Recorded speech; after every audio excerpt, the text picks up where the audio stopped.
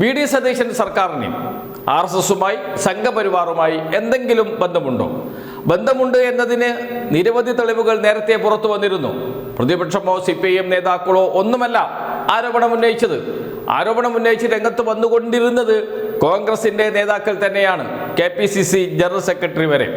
ഇപ്പോഴിതാ പുതിയ ആരോപണവുമായി രംഗത്ത് വന്നിരിക്കുന്നത് തൃശൂർ ഗവൺമെന്റ് ലോ കോളേജിലെ മുൻ യൂണിറ്റ് പ്രസിഡന്റാണ്, KSUവിന്റെ യൂണിറ്റ് പ്രസിഡന്റ്. എന്താണ് ആരോപണം?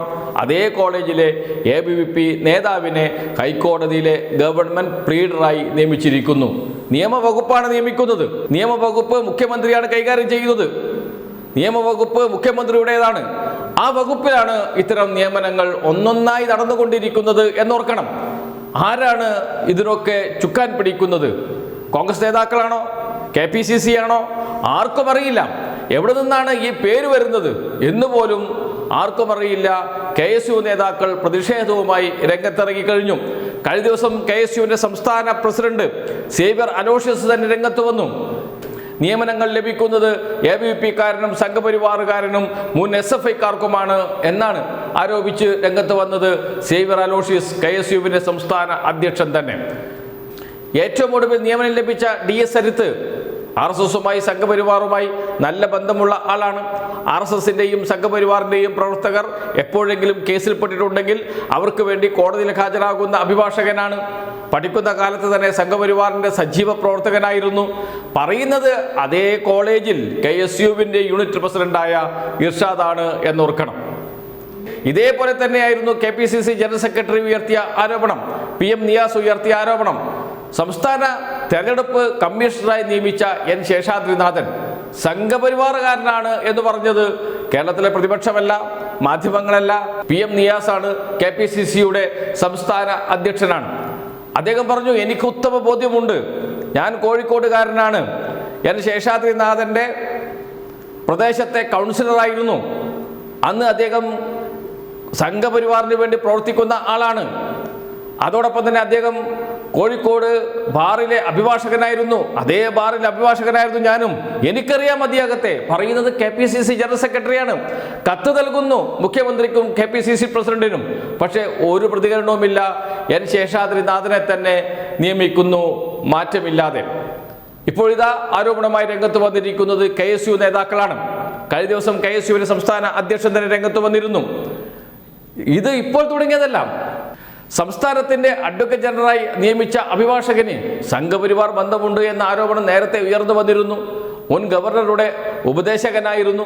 അങ്ങനെയുള്ള ഒരാളെ തന്നെ നിയമിക്കേണ്ടതുണ്ടോ? വേറെ എത്ര ആളുണ്ട് കോൺഗ്രസിൽ? കോൺഗ്രസിന് വേണ്ടി നിരന്തരം കേസ് വാദിക്കുന്ന മുതിർന്ന അഭിഭാഷകരുണ്ടല്ലോ. അവരെയെല്ലാം എന്തിന് മാറ്റി നിർത്തി സംഘപരിവാർ ബന്ധമുള്ള ആളെ തന്നെ നിയമിക്കുന്നു എന്ന ചോദ്യവും ഉയരുന്നുണ്ട്.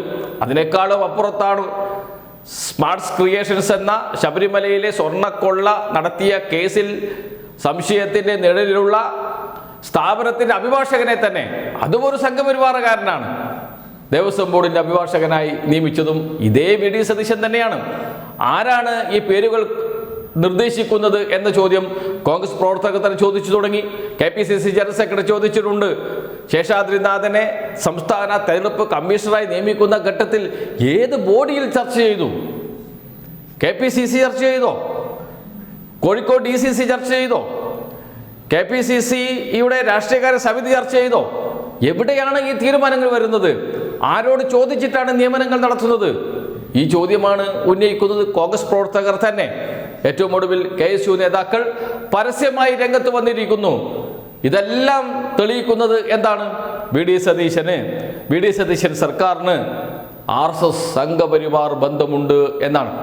30 സീറ്റുകളിലാണ് BJP സംഘപരിവാർ വോട്ട് മറിച്ച് UDFന് നൽകിയത് ഇടതുപക്ഷത്തെ പരാജയപ്പെടുത്താൻ. വോട്ടിംഗ് പാറ്റേൺ എടുത്തു നോക്കിയാൽ കൃത്യമായും അത് മനസ്സിലാകും. അപ്പോൾ ധാരണ ആര് തമ്മിലായിരുന്നു? കോൺഗ്രസും BJPയും തമ്മിലായിരുന്നു. പക്ഷേ പരാതി ആർക്കെതിരെയായിരുന്നു? പഴി ആർക്കെതിരെയായിരുന്നു? ആരോപണം ആർക്കെതിരെയായിരുന്നു? ഇതാ കേരളത്തിൽ CPM BJP ഡീൽ ബന്ധം എന്നായിരുന്നു. കൊണ്ടുപിടിച്ച പ്രചാരണമായിരുന്നു. കേരളത്തിലെ മുഖ്യധാരാ മാധ്യമങ്ങളെല്ലാം അതിന്റെ പിറകെയായിരുന്നു.